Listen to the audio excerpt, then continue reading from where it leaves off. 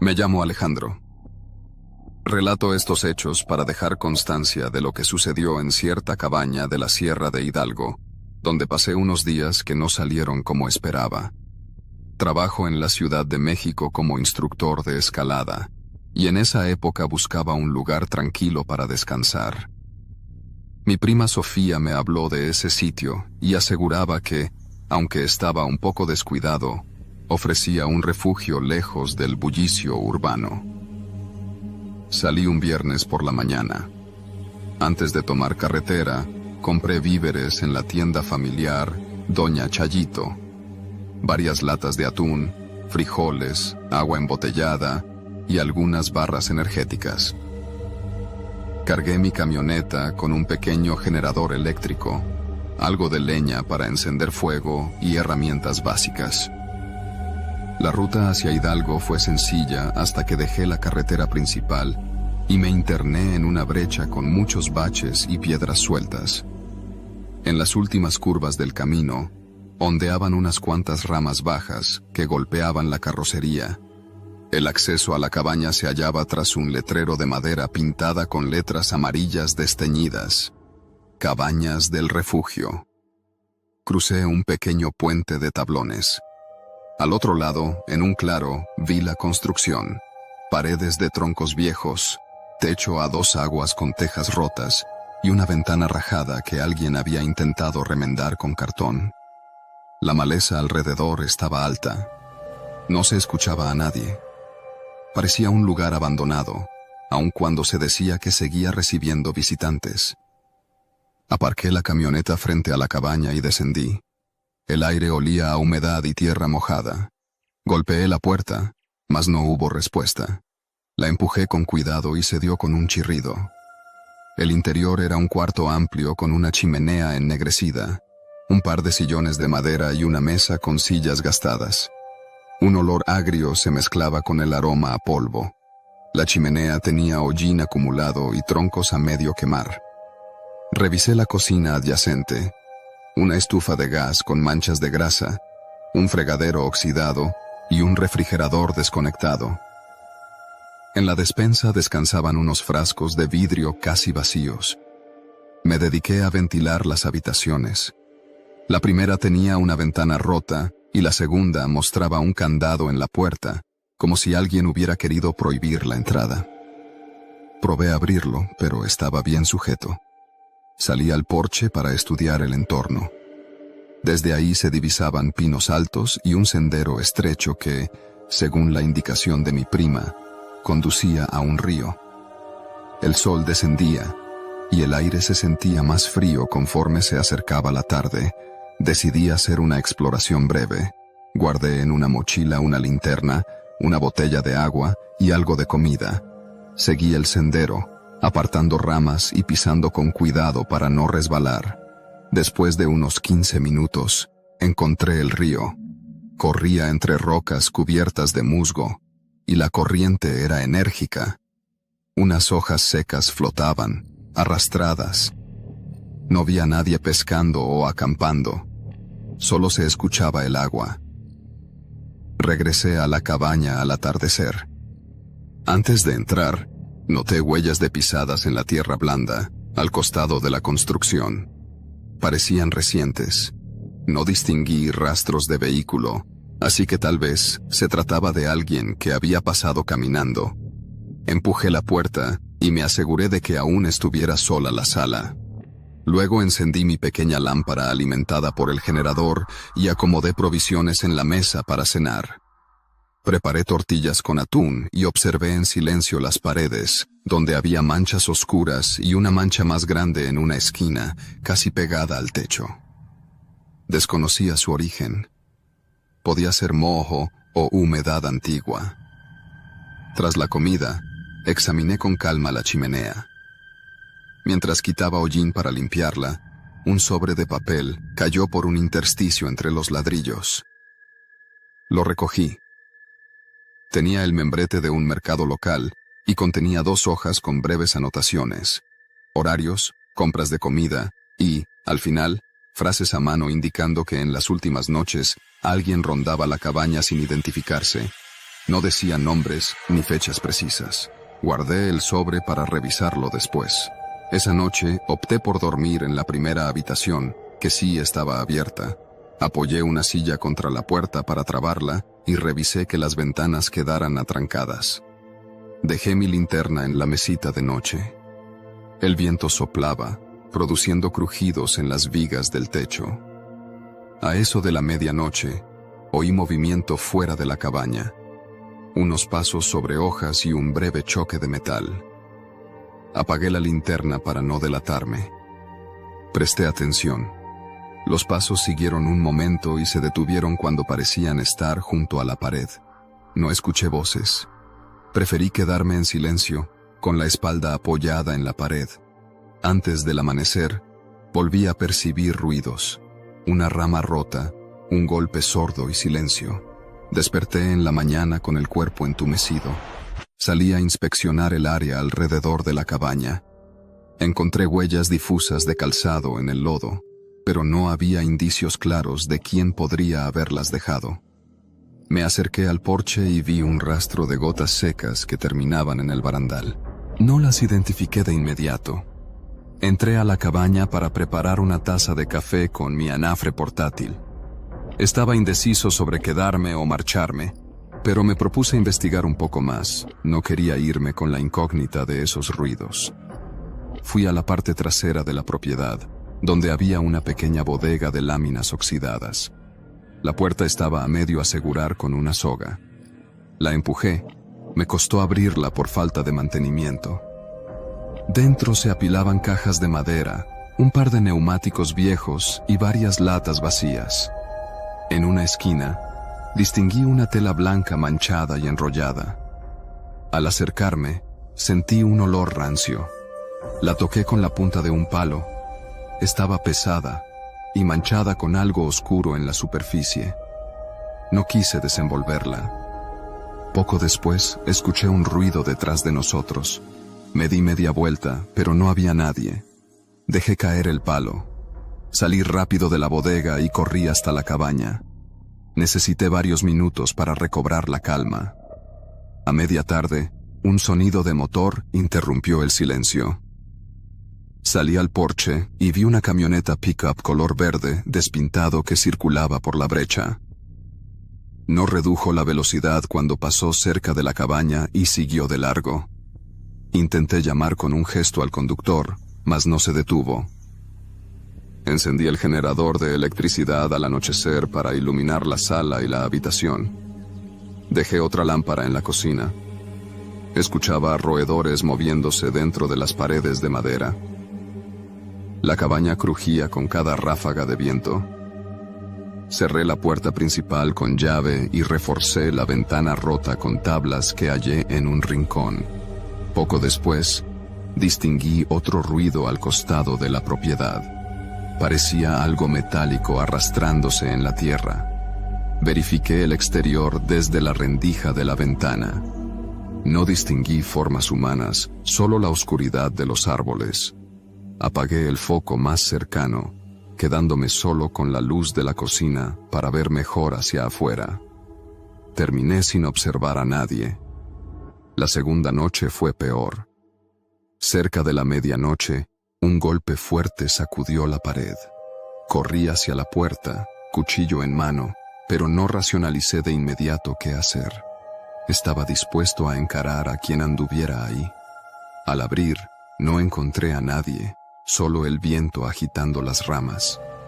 Revisé los alrededores con la linterna. De pronto, un pequeño destello plateado entre la maleza llamó mi atención.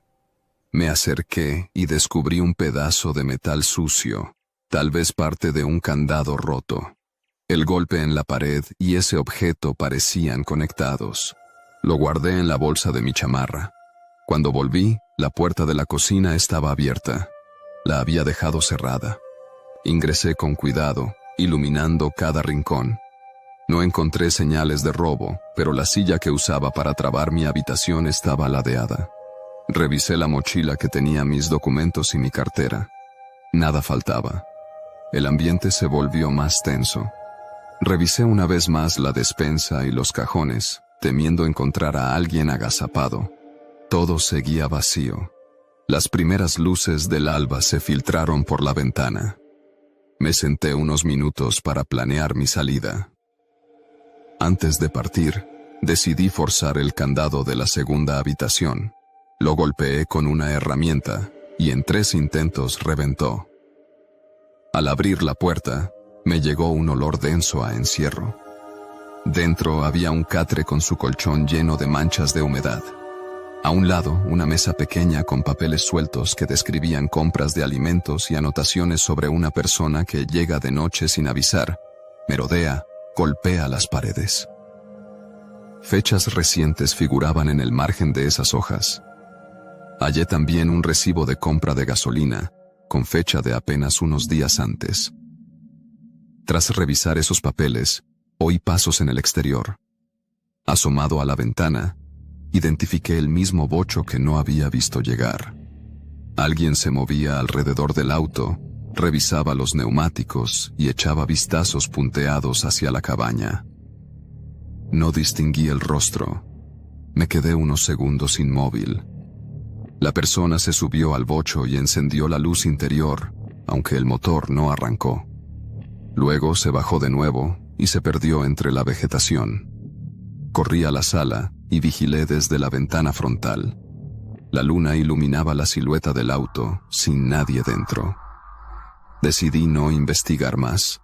Recogí mis cosas y empecé a cargar la camioneta. Subí mis mochilas y revisé que el motor encendiera.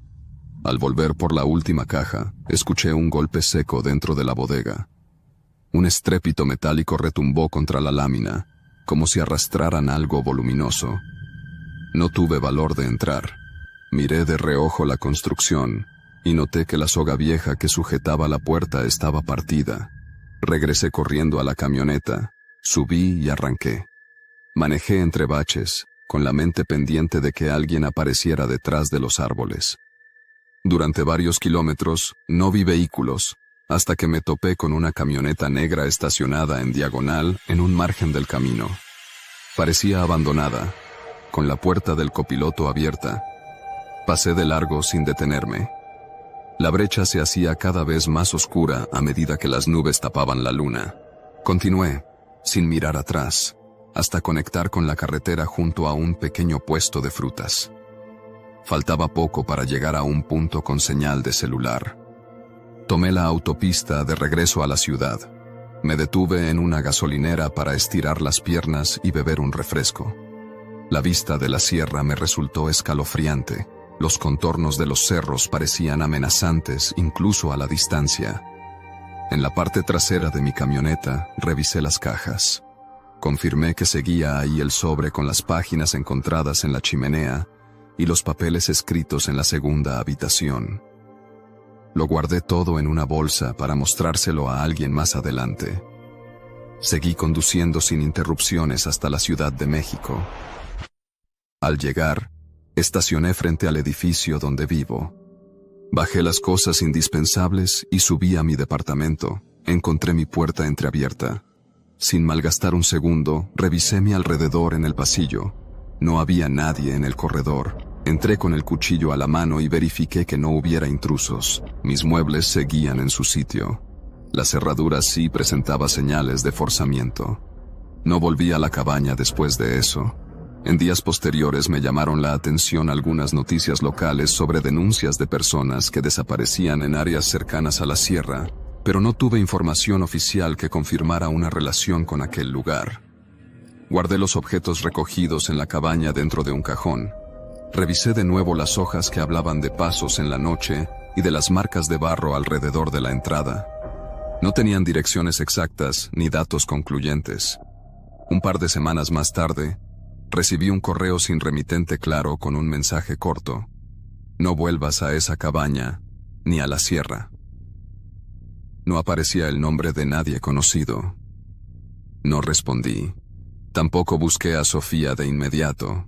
Solo confirmé que tenía acceso restringido y que no daría indicios de mi paradero a extraños. Jamás hubo un segundo aviso, y nadie reclamó el sobre ni las notas que había encontrado. No descubrí quién estacionó el bocho ni de qué manera llegó ahí. No tuve explicaciones del candado roto ni del paquete manchado en la bodega. Tiempo después, abrí el cajón para revisar otra vez los papeles. Encontré una foto que no recordaba haber guardado. Mostraba el porche de la cabaña captado en una toma nocturna. Al fondo, se adivinaba una silueta alargada en la esquina derecha. No reconocí ningún rostro. No estaba ahí en días anteriores. Pocos días después, la cerradura de mi departamento amaneció forzada de nuevo. Nunca recibí llamadas, ni vi a nadie merodeando mi domicilio, pero constaté que alguien rondaba mi espacio. Decidí tirar la foto, los papeles y el sobre del mercado en un contenedor distante de mi vecindario. Solo me quedé con las llaves y mis cosas de viaje. Por precaución, cambié de número telefónico y apenas di aviso a mi prima Sofía, quien no aportó más detalles. Tiempo más tarde vi un anuncio en un blog de turismo local con imágenes de la misma cabaña, invitando a pasar un fin de semana rústico en la sierra. El texto decía que el sitio estaba disponible con descuento. No figuraba dirección exacta, solo un número de contacto. Nadie mencionaba incidentes o visitantes anteriores. La foto mostraba la fachada limpia, como si alguien se hubiera tomado la molestia de repararla. No hice llamadas para confirmar.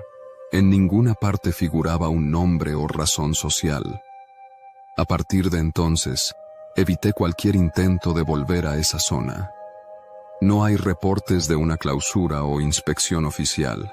El camino sigue abierto y la cabaña parece seguir recibiendo a gente que busca aislarse del ruido.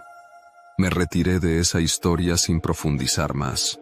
Sin embargo, cada vez que reviso mis apuntes de viaje, recuerdo la imagen de la bodega oscura, los ruidos nocturnos y la puerta misteriosamente abierta en mi propio departamento.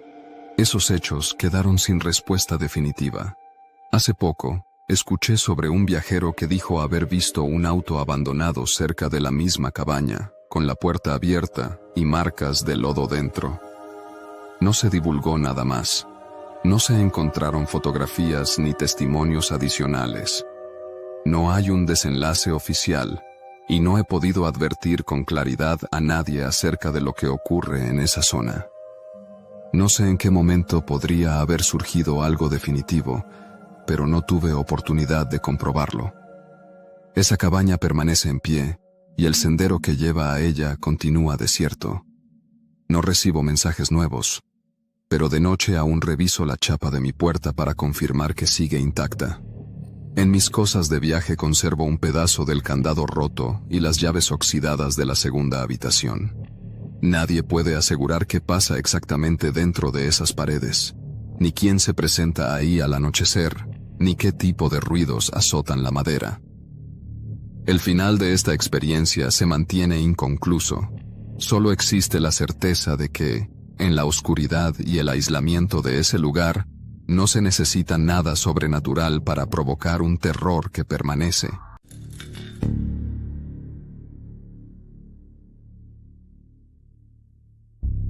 Me llamo David, y escribo este relato para dejar un testimonio claro de lo que vivimos en la sierra oaxaqueña.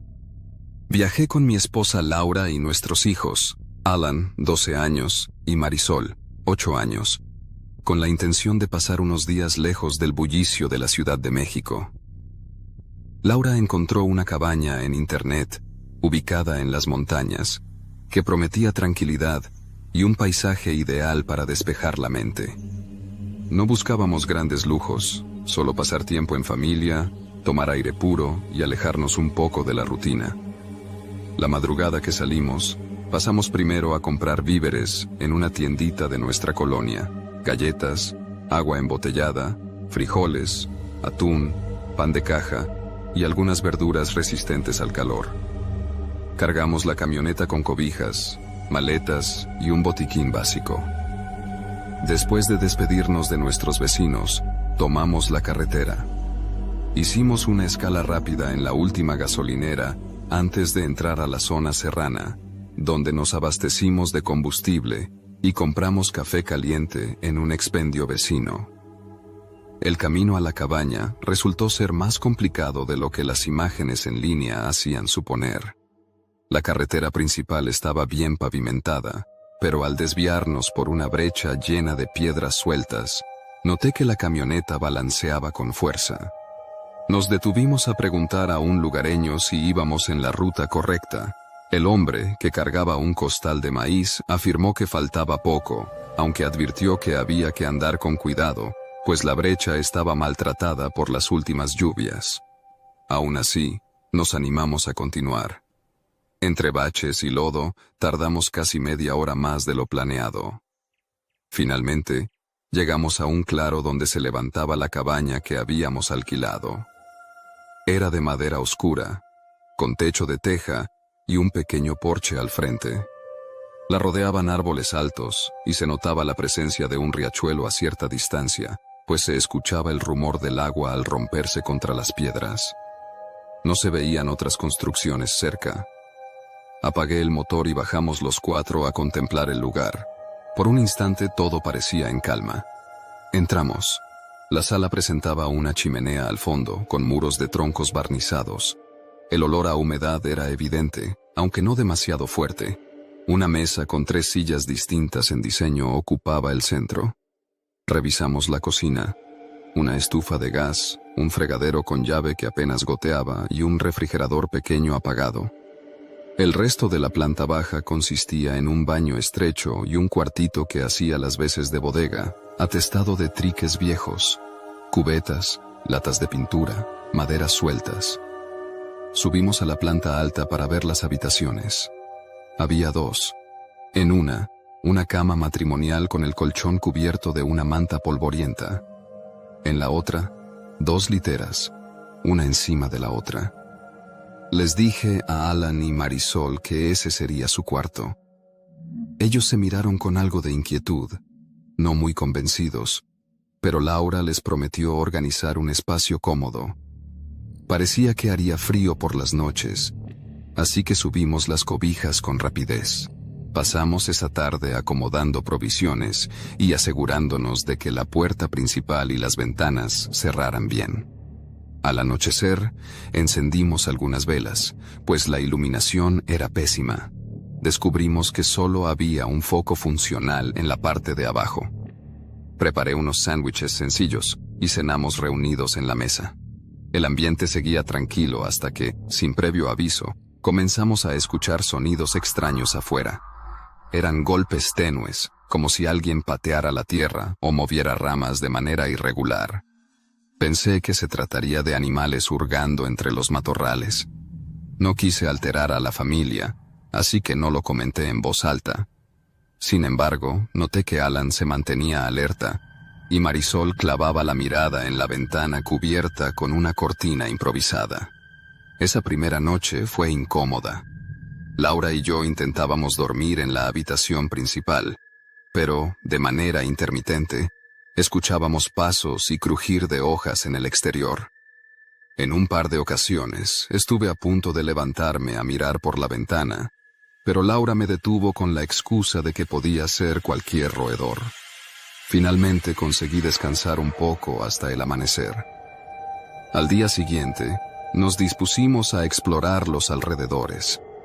Pasamos por un costado de la cabaña y notamos pisadas recientes cerca de uno de los muros. Una serie de huellas con bordes definidos que no calzaban con el número de zapato de nadie de la familia. No dije nada a mis hijos. No quería preocuparlos. Les propuse bajar al riachuelo. Descendimos por una ladera pronunciada, cuidando que Marisol no resbalara. El río era cristalino, pero corría con fuerza. Encontramos rocas grandes para sentarnos un rato y respirar el aire fresco. Alan comentó que le parecía que alguien los observaba desde lo alto, entre los árboles, aunque al voltear no vimos nada. A la distancia se notaba movimiento, pero resultaba imposible distinguir si era una persona o solo ramas sacudidas por el viento. Regresamos a la cabaña cerca del mediodía. Laura se encargó de hacer tortillas con frijoles en la estufa. Estábamos a la mitad de la comida cuando el silencio se hizo más notable. No cantaban aves ni se oían insectos.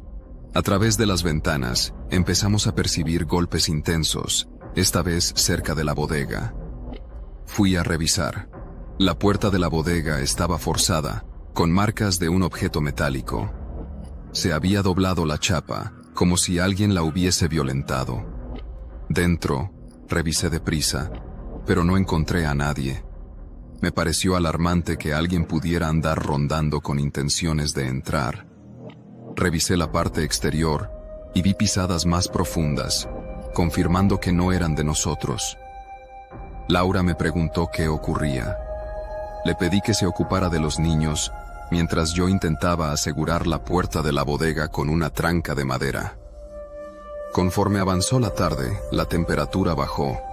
No vimos a más personas ni tuvimos noticias de guardabosques o encargados del lugar. Cuando oscureció, decidimos encender la chimenea. Solo logré que prendiera débilmente. Los niños se quedaron jugando un par de juegos de mesa sobre la mesa rústica, mientras Laura lavaba unos trastes con el escaso chorro de agua. Afuera, el viento arreciaba, y el crujir de las ramas resultaba cada vez más desagradable, como si algo pesara sobre ellas.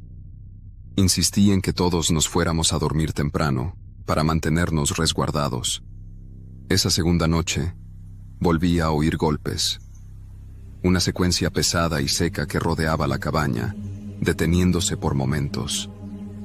Abrí la ventana para asomarme con cautela, apagando mi linterna para no ser detectado.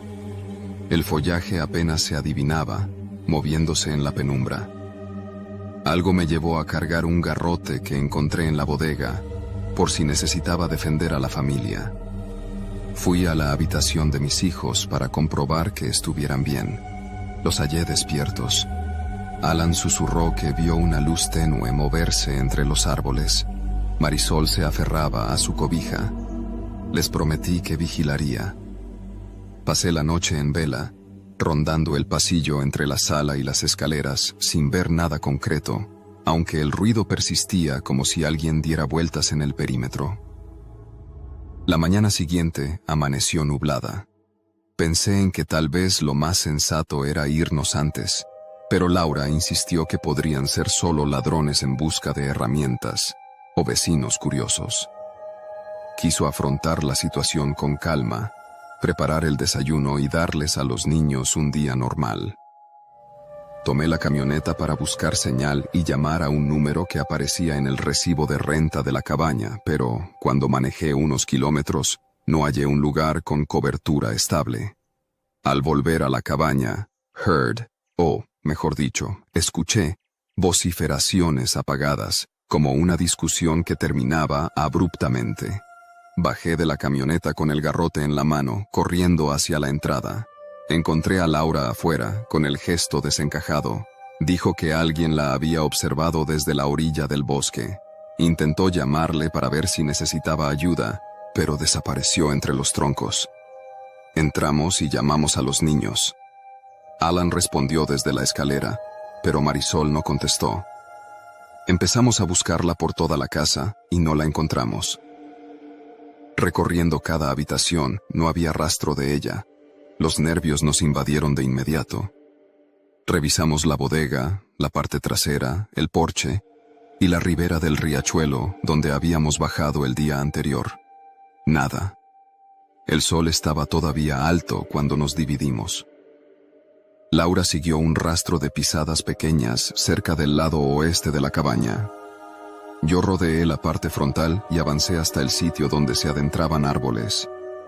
Alan me acompañó, aferrado a mi chamarra. Seguí huellas que probablemente pertenecían a Marisol. Se interrumpían en una zona lodosa, donde varias pisadas desconocidas se superponían a las suyas. Hallé un moño de su cabello tirado en medio de la maleza. Le gritábamos su nombre, con la esperanza de que apareciera. Al no ver respuesta, corrí adentrándome cada vez más. Con cada paso se me nublaba la vista, y los sonidos del bosque se intensificaban. Al fondo, el murmullo del río me confundía, hacía eco, dificultando ubicar cualquier otro ruido. Tras más de media hora, Regresé con desesperación a la cabaña esperando que, de algún modo, Marisol hubiera vuelto por su cuenta. No estaba. Laura y yo decidimos tomar la camioneta e ir por ayuda. Dejamos a Alan dentro de la cabaña con clara indicación de no abrir la puerta y mantener apagadas las luces. Él estaba aterrado, pero no era seguro exponerlo más en esa búsqueda. Condujimos por la brecha, intentando hallar alguna patrulla o individuos que pudieran auxiliarnos. Tras unos minutos, la carretera serpenteante nos obligó a aminorar la velocidad. No topamos con nadie. Ni una casa, ni una tienda, ni un retén de policía. Sin señal telefónica, no había forma de contactar a la familia o a emergencias. Dimos vuelta y regresamos con la idea de recorrer nuevamente los alrededores de la cabaña. Antes de llegar, vi un coche estacionado a un lado del camino. Un sedán viejo, con la ventana del conductor bajada. Me bajé a revisar si había alguien dentro. No vi a nadie, solo papeles desperdigados y una botella de agua a medio terminar. Llamé a Laura con un gesto de mano y revisamos los asientos. No encontramos rastro de su propietario. Decidimos no perder más tiempo y continuamos camino a la cabaña con la camioneta. Ese auto aparecía abandonado, sin señales de dónde estaba su dueño. Cuando al fin retornamos a la casa, el sol empezaba a ocultarse. Alan estaba en la sala, con el rostro pálido. Comentó que alguien tocó la puerta y susurró en voz baja. No se animó a abrir. Tampoco distinguió si era Marisol o una persona extraña. Laura subió a la habitación de nuestra hija para ver si había algo que indicara un lugar a donde pudiera haberse escondido. Encontró la ventana abierta. El seguro estaba forzado, con una mancha gris en el marco, como si hubiesen utilizado un tubo o una barra de metal. Bajar por ahí era fácil, pues daba al terreno posterior. Sin embargo, no tenía la certeza de que Marisol hubiera saltado por voluntad propia. Con la luna ya sobre nosotros y la oscuridad afianzándose, empecé a recorrer la parte trasera linterna en mano. Laura se quedó con Alan dentro de la cabaña, en caso de que Marisol volviera. El viento agitaba las ramas con tanta fuerza que costaba escuchar mis propios pasos. Caminé unos metros y salté un tronco caído. Entre la maleza, me topé con un objeto que reconocí de inmediato, el suéter rojo de Marisol. Estaba atrapado en un arbusto, semicubierto de lodo. Sentí un vacío en el estómago. Lo levanté con cuidado. No encontré rastros de sangre ni nada similar, solo manchas de barro. Seguía caliente, como si lo hubieran dejado ahí poco tiempo antes. Grité su nombre sin resultado. Corrí de vuelta hacia la cabaña para mostrarle a Laura el suéter de nuestra hija. Al subir los escalones del porche, noté que la puerta principal estaba abierta. Entré y hallé a Alan sentado en una silla, temblando. Me dijo que, mientras estaba en la sala, algo golpeó el costado de la casa. Laura salió a ver. Alan escuchó su voz por última vez, pero luego el silencio se hizo total. Corrí por las habitaciones buscándola. No estaba. Pensé que quizás se había aventurado a buscar señales de Marisol sin avisar. Revisé la cocina, el baño, la bodega, vacío todo. Grité su nombre por segunda vez, con la certeza de que si hubiera estado cerca, habría respondido. Alan y yo quedamos solos, paralizados. Afuera se escuchaba el golpeteo de ramas y algún relincho lejano, quizás de un animal suelto. Sin lograr entender la situación, decidí encender un par de velas y acomodarlas en la mesa. Necesitábamos luz para no quedar a merced de esa oscuridad total. Abrí un cajón, buscando algo que me sirviera como arma adicional. Encontré un machete oxidado. No era lo ideal, pero lo sostuve con firmeza. La noche fue eterna. Cada cierto tiempo se escuchaban pasos en el exterior, y un murmullo indescifrable, como si fueran dos personas hablando muy bajo. Intenté no alarmar más a Alan. Le pedí quedarse cerca de mí y no moverse. De vez en cuando, iluminaba con mi linterna las ventanas. La maleza se balanceaba, pero no distinguía a nadie con claridad. Uno de los faroles exteriores, que funcionaba a ratos, se encendía y apagaba, ofreciendo una visión borrosa del patio. No conciliamos el sueño. A las primeras luces del amanecer, abrí con cautela la puerta y salí al porche, sosteniendo el machete. Alan se mantuvo tras de mí. Busqué huellas o rastros de Laura. Nada. Caminamos unos metros. A mitad de la vereda, descubrimos el celular de mi esposa, tirado, con la pantalla astillada. Parecía que lo había soltado en un forcejeo. No había señal ni batería para usarlo. Miré el panorama. El sedán viejo del camino seguía en mi memoria, y el silencio pesaba como una losa. Volvimos a la cabaña para repasar nuestros movimientos.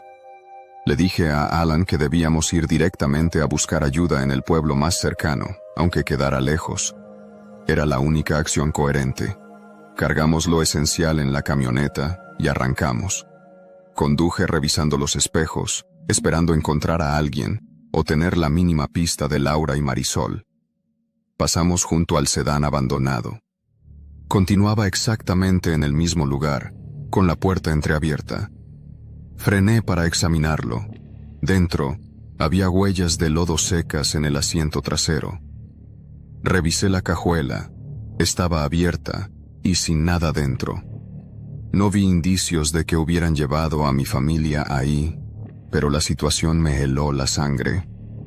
Subimos de nuevo a la camioneta y seguimos avanzando hasta que, al fin, dimos con un punto donde el teléfono de Alan tuvo algo de señal.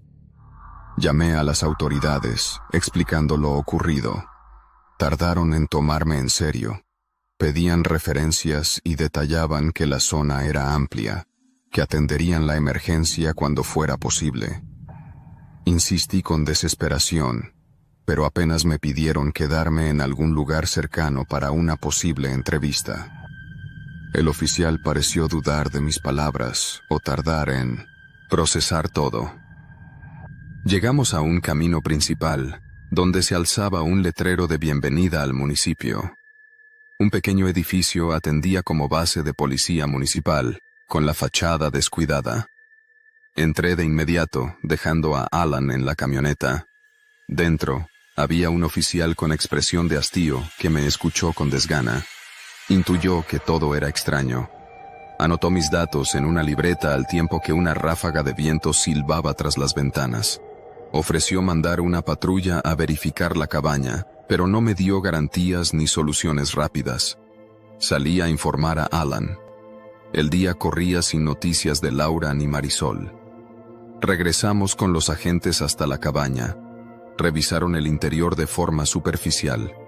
Preguntaron si la desaparición de mi hija y mi esposa podía deberse a una pelea doméstica, cosa que negué de inmediato. Señalé el suéter manchado y el celular roto. Ellos se limitaron a anotar y a comentar que harían un recorrido por la zona. Antes de irse, uno de los oficiales revisó las huellas de barro en el porche, murmuró algo a su compañero y arrancó la patrulla sin mayor explicación. Me quedé en medio de la desesperación, con Alan pegado a mi costado. No hubo un hallazgo ni una pista concreta ese día. Dormimos en la camioneta, temiendo que la cabaña estuviera vigilada por quien fuera que rondaba la zona. A la mañana siguiente, me enteré de que los policías habían encontrado algo al costado de un camino. La mochila de Marisol, vacía, con la tela rasgada.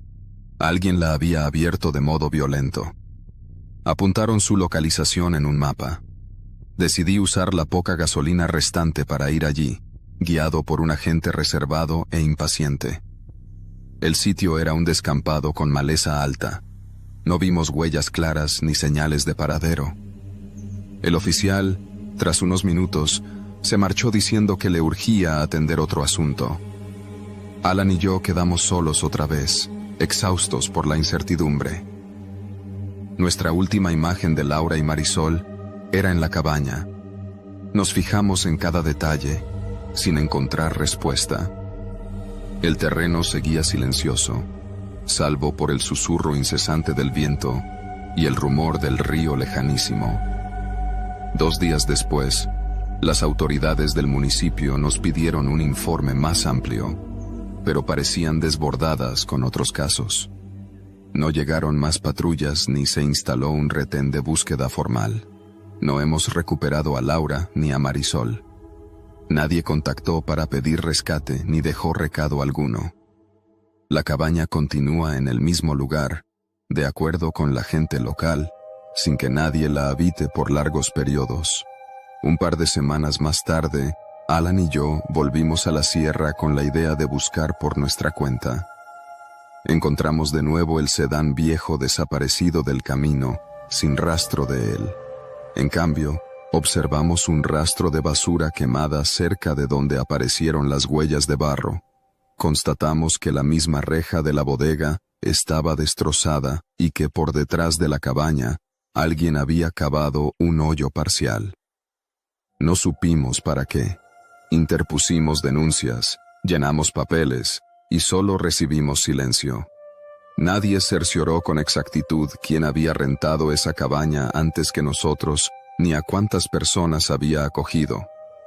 En la alcaldía local, un empleado reconoció que hacía meses no se registraban hospedajes formales en ese lugar. No supo darnos más.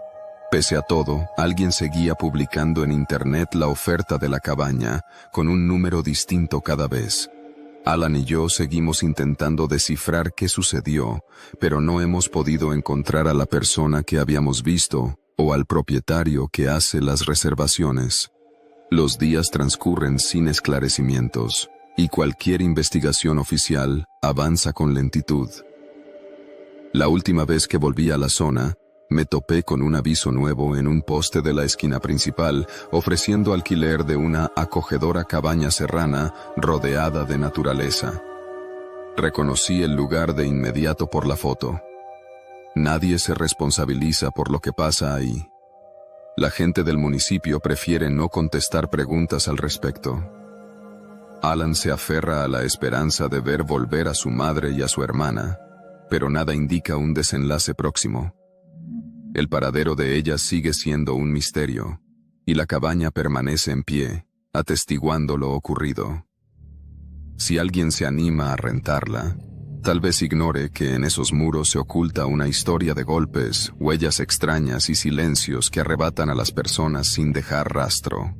El auto abandonado, el suéter enlodado y el celular con la pantalla rota son las únicas pruebas concretas que demostraron su presencia.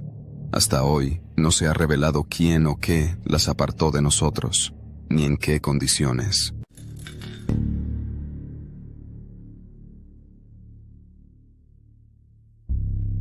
Mi nombre es Germán.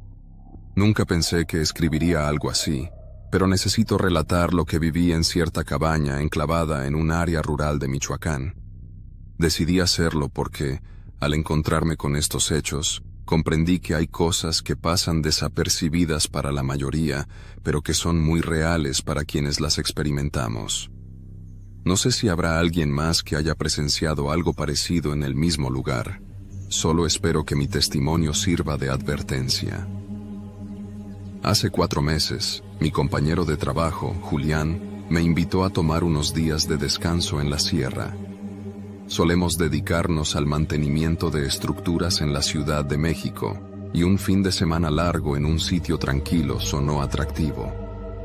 Julián había estado en la región de Uruapan años atrás, y recordaba haber visto anuncios de cabañas rústicas cerca de una zona boscosa. Me dijo que el contacto pertenecía a una cooperativa local.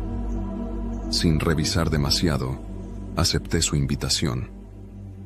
Ambos coincidíamos en que necesitábamos un respiro. El viernes por la mañana salimos muy temprano. Cargamos mi camioneta con víveres, agua embotellada, tortillas, frijoles en lata, algo de carne seca y barras energéticas. Compramos pan dulce en una panadería de un par de colonias más allá del que suele venderse fresco antes del amanecer. Para asegurarnos de no quedarnos sin combustible, llenamos el tanque en la gasolinera de la salida a Morelia. A Julián y a mí nos gustaba la road music, así que armamos una lista para el trayecto. El camino transcurrió sin sobresaltos hasta la desviación que conduce a la sierra. Ahí la carretera empezó a serpentear y a estrecharse. Finalmente llegamos a un poblado pequeño. La gente apenas asomaba por la calle principal. Un par de tienditas con letreros descoloridos y un local de comida con la puerta entreabierta. En un poste, vi un folleto colgante con la frase «Cabañas en el bosque, info» y un número de teléfono. Correspondía al contacto que Julián llevaba anotado. Estacioné la camioneta y marcamos. Tardaron en responder. Una voz masculina nos pidió que siguiéramos un camino de terracería unos 20 minutos hasta ver un letrero de madera con la palabra «Refugio Eterno». Nada en la llamada sonó preocupante, aunque me extrañó el nombre del lugar. Julián no le dio importancia. Llegar hasta ese refugio eterno fue difícil. La brecha estaba llena de baches y charcos.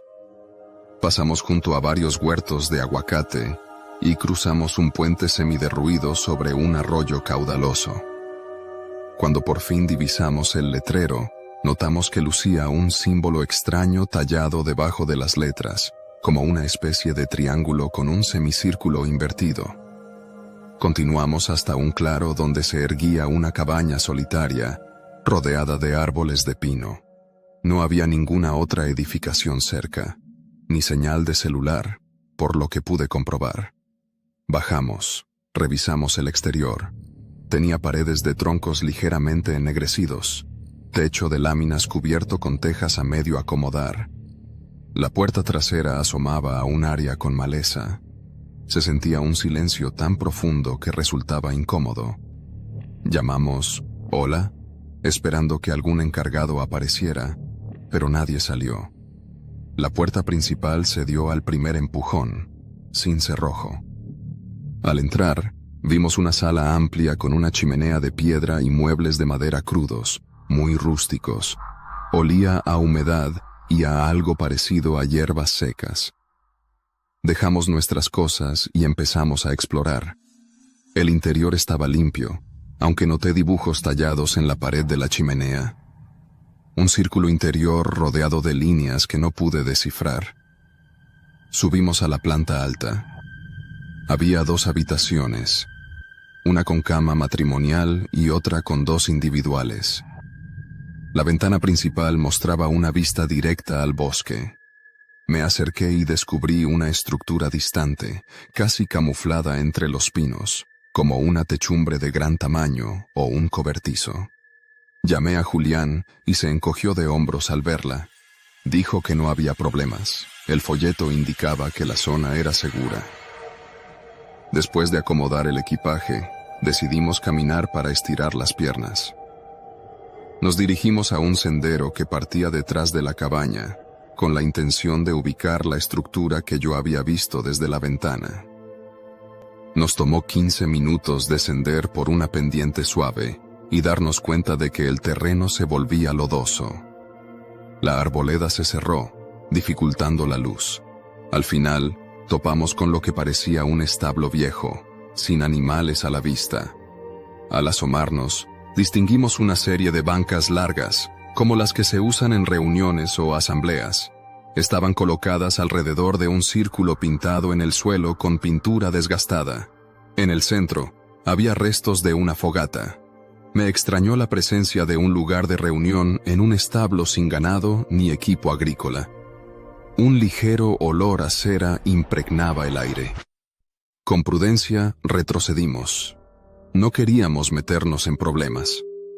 Ya de vuelta a la cabaña, noté que a un costado del porche había un tronco con una marca idéntica al símbolo del letrero, un triángulo y un semicírculo invertido. Mencioné a Julián nuestros hallazgos. Él respondió que podían ser grupos de retiro o algo similar, y que no debíamos ponernos paranoicos. Le di la razón a medias. Encendimos la chimenea al anochecer con leña apilada en un rincón. Cenamos tortas frías, abrimos un par de refrescos y nos quedamos platicando a la tenue luz de unas velas, porque la única lámpara eléctrica en la sala chisporroteaba. Afuera, el viento soplaba con fuerza y las ramas golpeaban el techo laminado. Nos fuimos a dormir relativamente temprano. Sin embargo, me costó conciliar el sueño. Justo antes de cerrar los ojos, escuché algo que sonaba como un canto lejano, mezcla de voces tenues, durante unos minutos. A la mañana siguiente, un ruido sordo nos hizo saltar de la cama. Bajamos a inspeccionar y vimos la puerta principal abierta de par en par. Revisé la cerradura y estaba rota. No faltaba nada de la sala, pero noté huellas marcadas en la madera del piso, como de botas mojadas. Salían de la cabaña y se perdían en la maleza. Julián propuso que lo mejor era quedarnos alertas. Mientras él recogía los vidrios de la cerradura rota, me acerqué a la ventana para echar un vistazo al exterior. En el borde de uno de los pinos, 2 personas vestidas de negro se ocultaron al darse cuenta de que yo miraba. Avisé a Julián, pero cuando se asomó, no los vio. Las pisadas eran reales. No me estaba imaginando nada. Decidimos salir y preguntar a alguien cercano si sabían de un grupo que se reuniera en el bosque. Arrancamos en la camioneta por la brecha. Tras unos 15 minutos, divisamos a un anciano caminando con un palo en mano, como bastón. Bajé de la camioneta y le pregunté si conocía Refugio Eterno. Sin apartar la mirada del camino, respondió que era un sitio donde se juntaban a rezar cosas raras y que no recomendaba adentrarse sin invitación. Luego siguió andando sin dar más detalles. Esa advertencia me dejó intranquilo. Regresamos a la cabaña para recoger nuestras cosas, con la idea de marcharnos al pueblo esa misma tarde. Al llegar, hallamos la puerta trasera abierta, lo cual era más extraño aún. Ingresamos despacio, llamando por si alguien había entrado. La sala parecía intacta, pero sobre la mesa descubrimos una especie de pergamino con símbolos dibujados muy parecidos a los vistos en la pared de la chimenea. Junto a él, había un pequeño cono de incienso a medio consumir que expedía un olor penetrante. Nadie se encontraba allí. El ambiente era tenso. Tomamos la determinación de irnos de inmediato. Empezamos a guardar la comida, las cobijas, los objetos personales que habíamos sacado. Mientras Julián estaba en la habitación principal, me quedé revisando la bodega interior, porque escuché un golpe ahí dentro. Abrí la puerta con lentitud y me topé con un montón de veladoras acomodadas en fila sobre el piso. Nunca las habíamos visto antes. Parecían nuevas, sin uso, aunque algunas presentaban manchas de cera en la base. De pronto, oí la voz de Julián llamándome con urgencia. Algo pasaba afuera. Salí y me acerqué al porche. Un grupo de 6 u 8 personas, todas vestidas con ropas oscuras, se aproximaba en silencio desde el lindero del bosque. No bajaron la mirada. Parecían observar con fijeza la cabaña. Julián y yo intercambiamos una mirada de pánico. Cerramos la puerta y corrimos a la camioneta, dejando atrás algunas cosas. Subí al volante, y Julián se aseguró de que las puertas del vehículo no tuvieran seguro manual pendiente de quitar. Cuando encendí el motor, esas personas aceleraron el paso, rodeando parcialmente el porche. Ya en marcha, alcancé a ver por el retrovisor que 2 de ellos se quedaron en la entrada principal de la cabaña, mientras los demás se dispersaban como cuidando que no volviéramos. Conduje tan rápido como pude por la brecha, tratando de calmar mi respiración. Pensé en que debíamos llegar al poblado y buscar ayuda de la policía local. Sin embargo, tras recorrer un par de kilómetros, algo llamó mi atención. Una camioneta estacionada a un costado del camino, con las puertas abiertas. Bajé un poco la velocidad y detecté en el parabrisas un símbolo pintado a mano, muy parecido al que aparecía en la chimenea. Decidí no detenerme. Continuamos hasta el pueblo. Lo extraño es que en el poblado no hallamos a la policía local. Nos refirieron que la comandancia estaba en otro municipio más grande, a unos 40 minutos. Ante la urgencia de denunciar lo ocurrido, manejamos hasta allá. Al llegar, explicamos que en la cabaña había evidencia de grupos extraños y que alguien había entrado rompiendo la cerradura. Un oficial me escuchó sin interrumpir. Luego, en voz baja, me preguntó si noté algo parecido a misas nocturnas o ceremonias, pues habían recibido quejas de vecinos sobre actos dentro de la sierra que llevaban tiempo ocurriendo. No me dio un nombre concreto, solo dijo que existían rumores de una organización con actividades clandestinas. Prometió presentar un reporte, pero aclaró que no disponían de unidades suficientes para revisar todos esos sitios. Con la inquietud a flor de piel, pasamos la noche en un hotel básico de ese municipio, con la idea de regresar por nuestras pertenencias perdidas y exigir explicaciones. Tan solo la ropa era reemplazable, pero también olvidamos un maletín con herramientas de trabajo que necesitábamos. A la mañana siguiente, regresamos con la patrulla que el oficial nos otorgó como escolta parcial. 2 agentes iban en el asiento delantero, Julián y yo detrás. Avanzamos por la brecha llena de baches hasta llegar al letrero de Refugio Eterno. Nadie nos recibió. Alguien había arrancado el letrero, dejando solo las vigas verticales.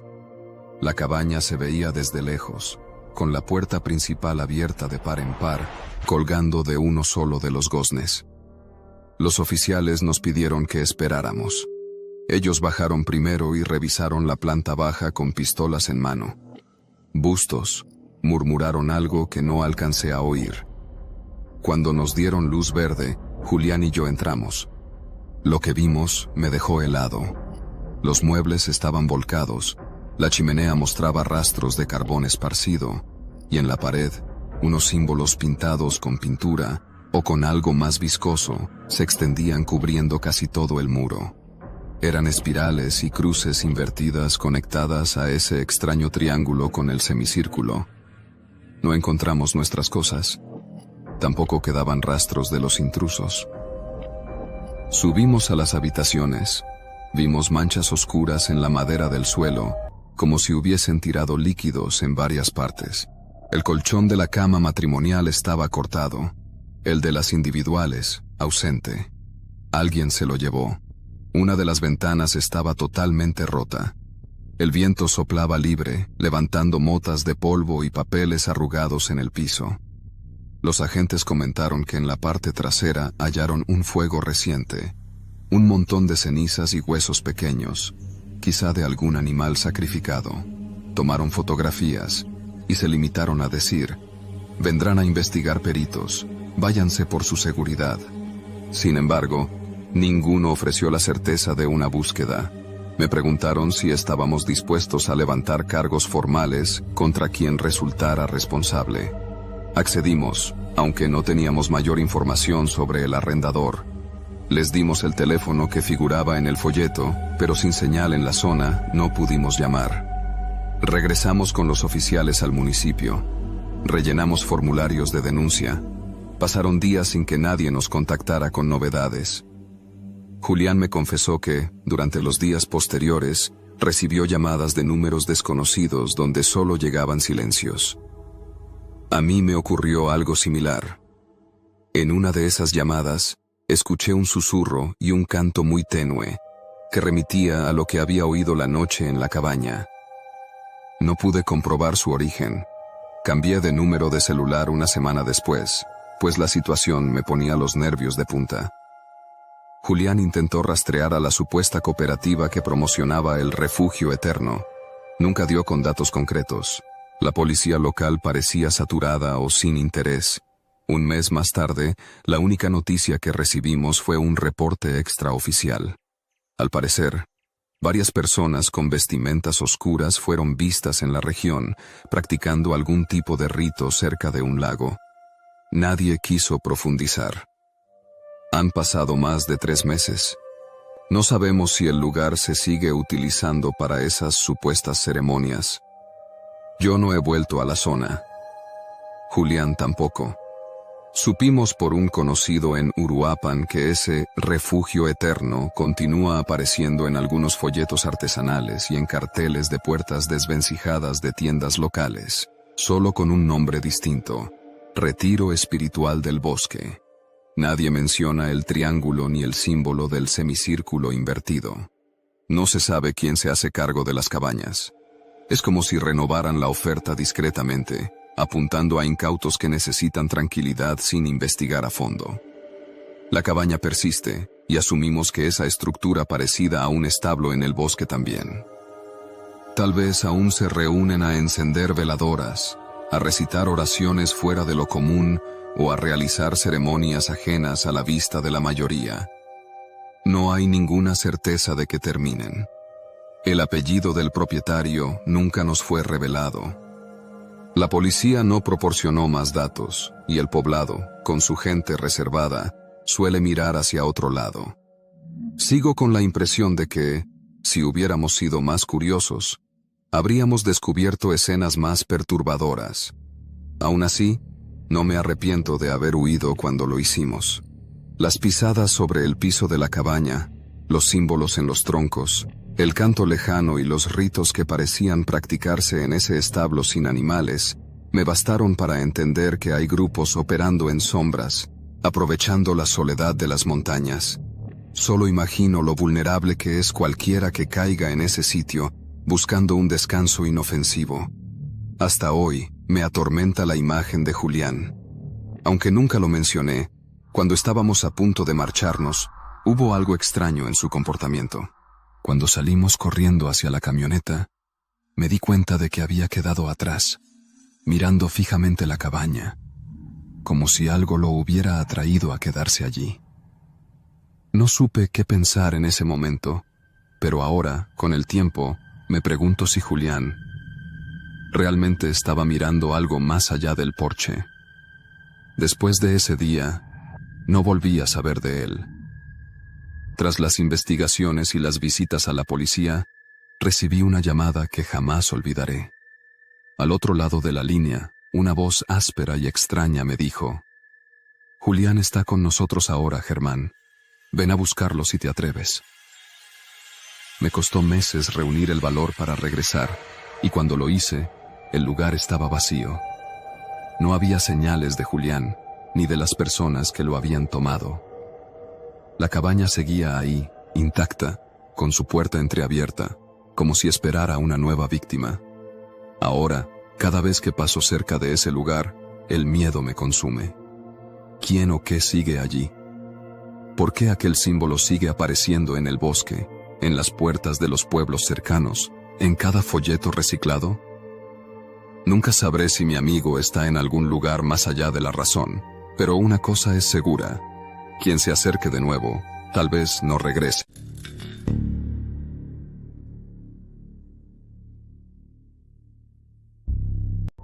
Me llamo Rogelio. Contaré aquí lo que viví en una cabaña apartada de la sierra guanajuatense, donde estuve a principios de este año. El motivo de mi viaje fue sencillo. Necesitaba desconectarme de la rutina que implica vivir en León, entre el tráfico y el ruido incesante. Un compañero del trabajo me recomendó unas cabañas que, según él, estaban rodeadas de naturaleza y pertenecían a una familia local que las rentaba a buen precio. No investigué mucho antes de aventurarme. Pensé que sería un viaje sin mayores complicaciones. Nunca había sospechado que en aquel lugar ocurrirían cosas que aún no logro explicar del todo, pero que, sin duda, han quedado grabadas en mi memoria.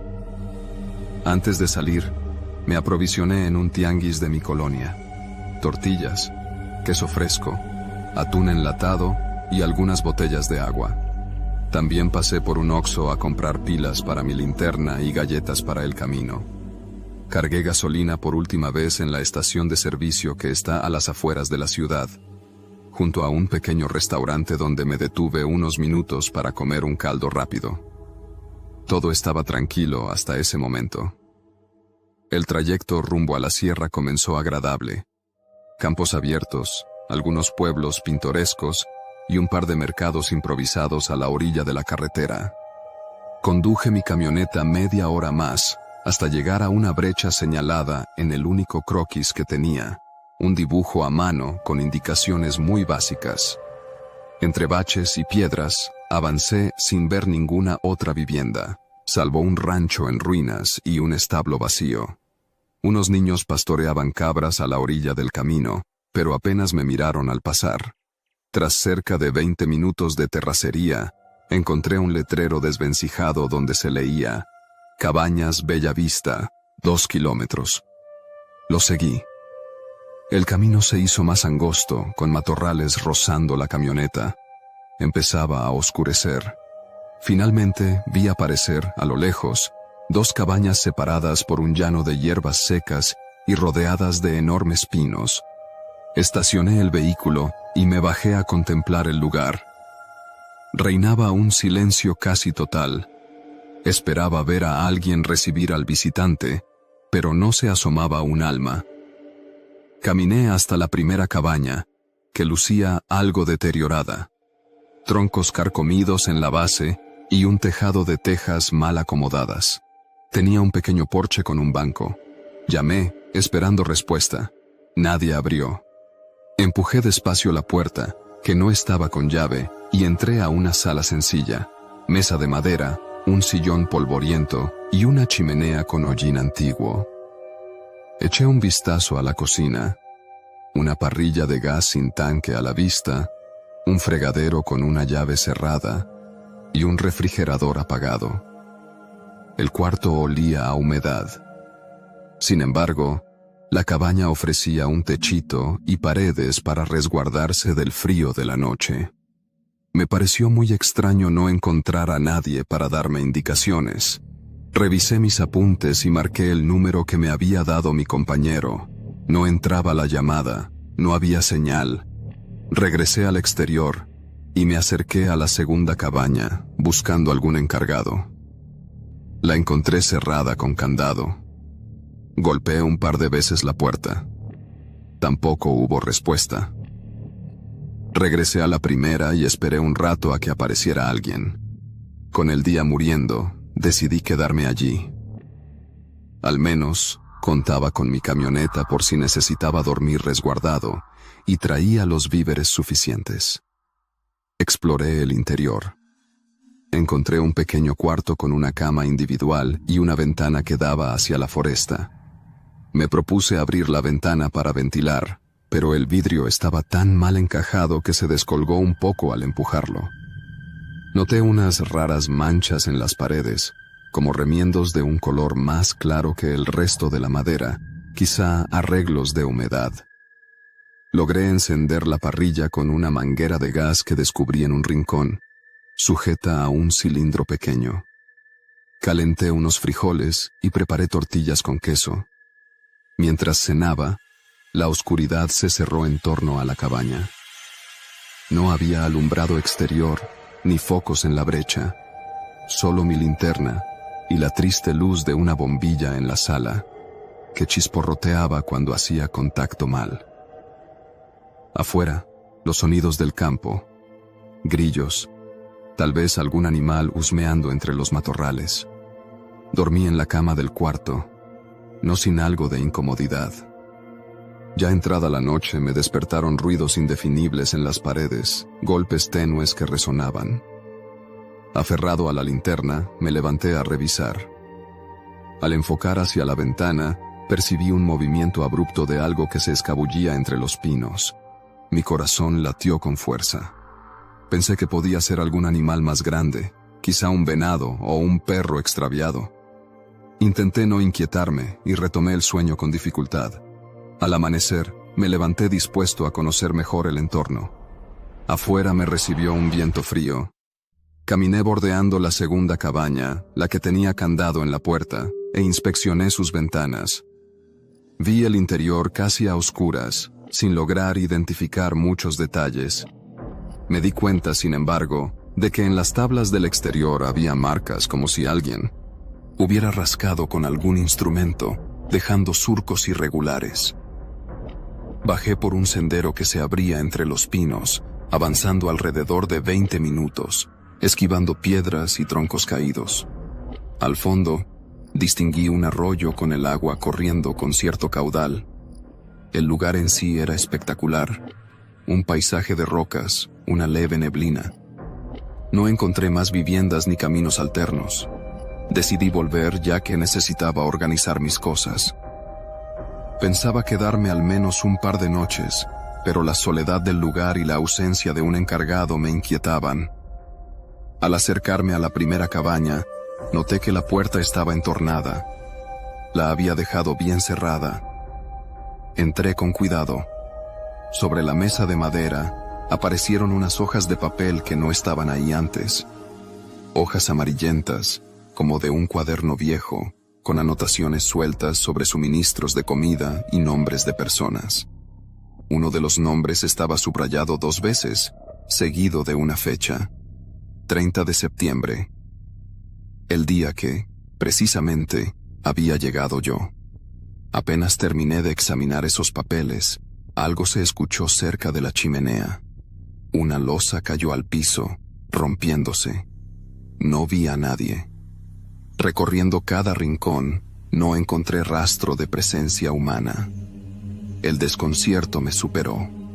Salí de inmediato al porche y me senté un rato, intentando recapacitar.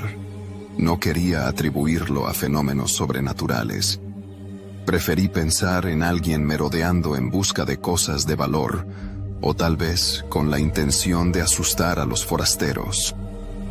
Antes de que cundiera el pánico, consideré buscar ayuda, o al menos, reportar lo ocurrido a las autoridades locales. Pero me di cuenta de que no sabía exactamente dónde quedaba la comandancia más cercana y no tenía señal de celular. Pensé en manejar hasta el último poblado que había cruzado. Tomé la camioneta y arranqué. Tras unos minutos de avanzar por la brecha, se me pinchó una llanta. Nunca antes me había sucedido ahí en la sierra.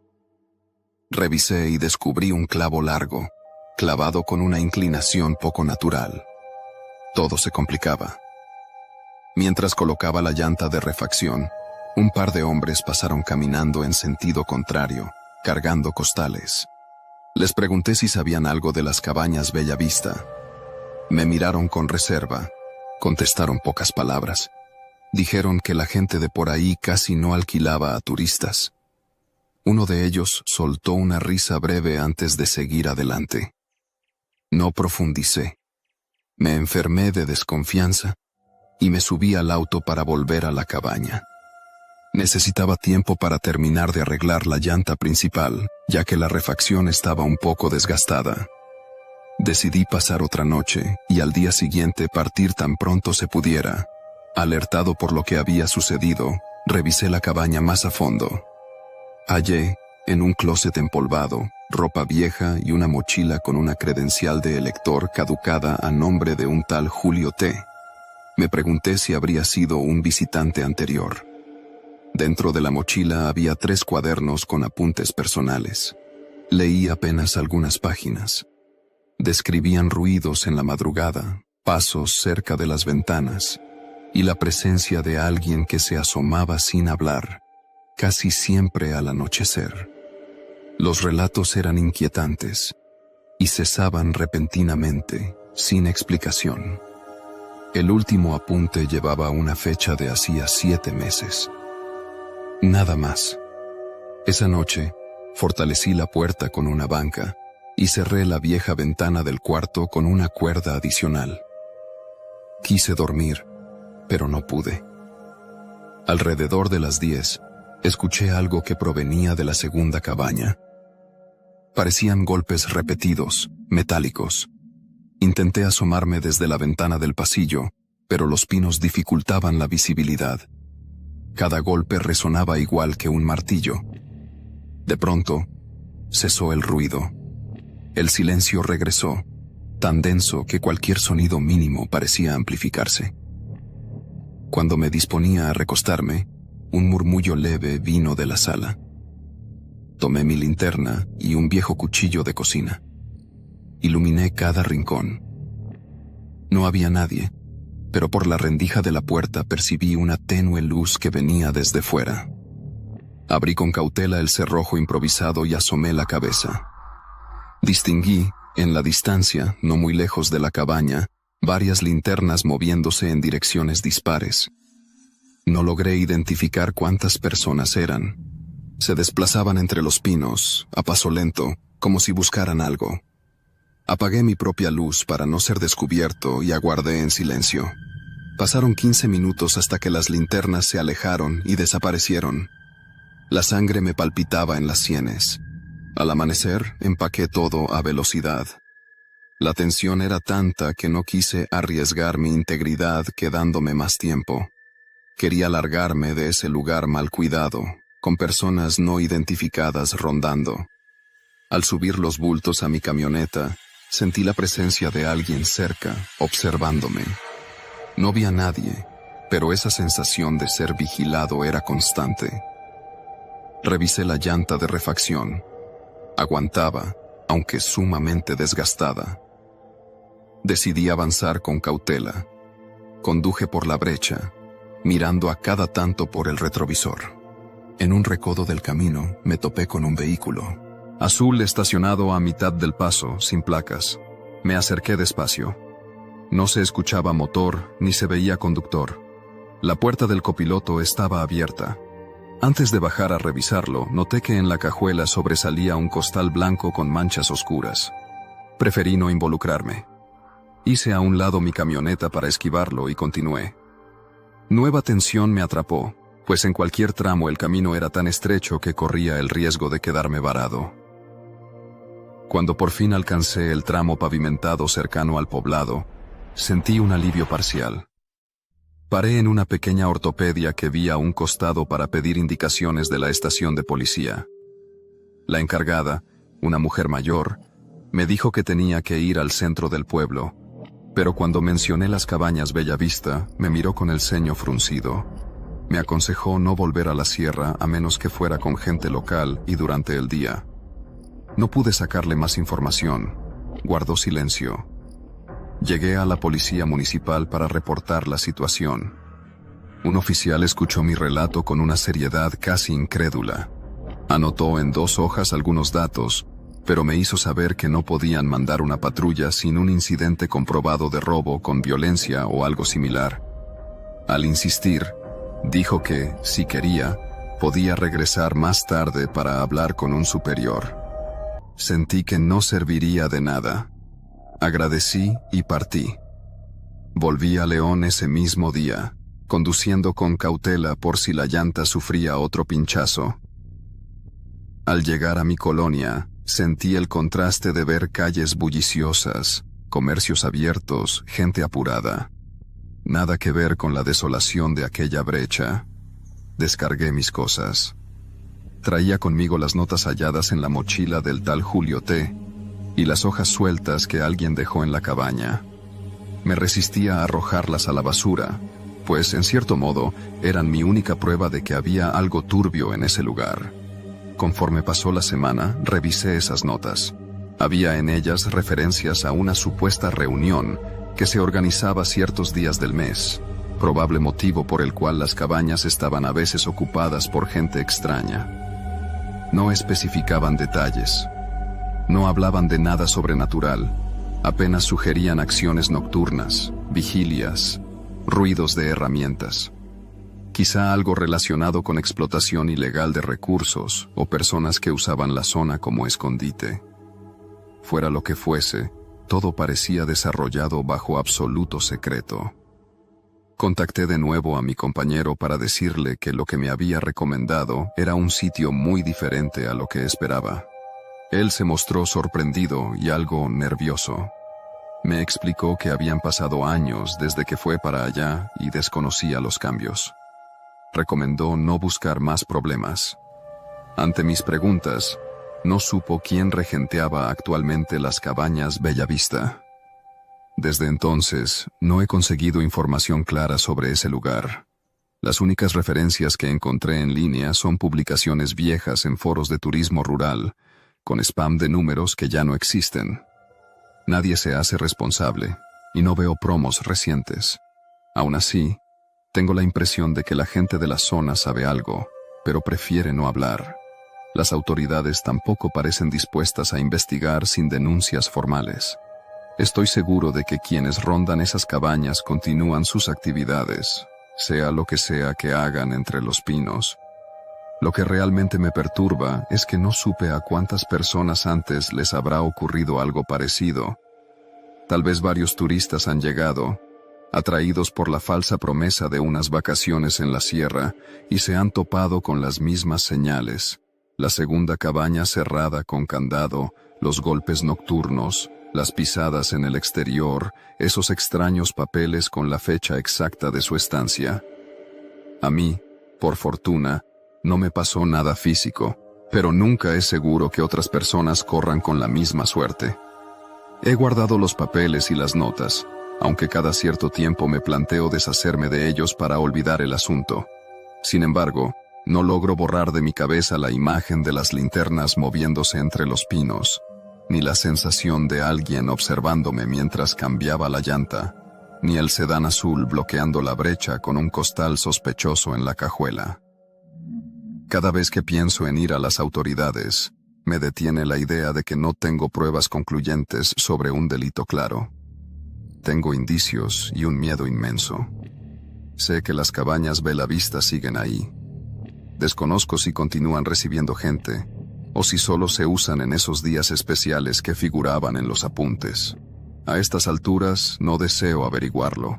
Lo único que conservo es la angustia por lo que no llegué a ver y lo que podría seguir ocurriendo en ese rincón apartado de Guanajuato, donde el bosque calla todo como un socio silencioso. Si alguien decide aventurarse por aquella sierra o toma la brecha rumbo a esas mismas cabañas, no sabrá de antemano lo que yo experimenté. Y, en el fondo, no hay garantía de que el final de su viaje sea tan simple como subirse de nuevo a la camioneta y huir. Hasta hoy no encuentro ninguna solución. He buscado en la red, en foros de viajeros, en páginas de turismo, esperando hallarme con historias semejantes a la mía.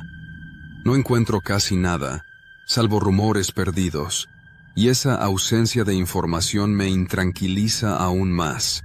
En cualquier caso, no pienso volver.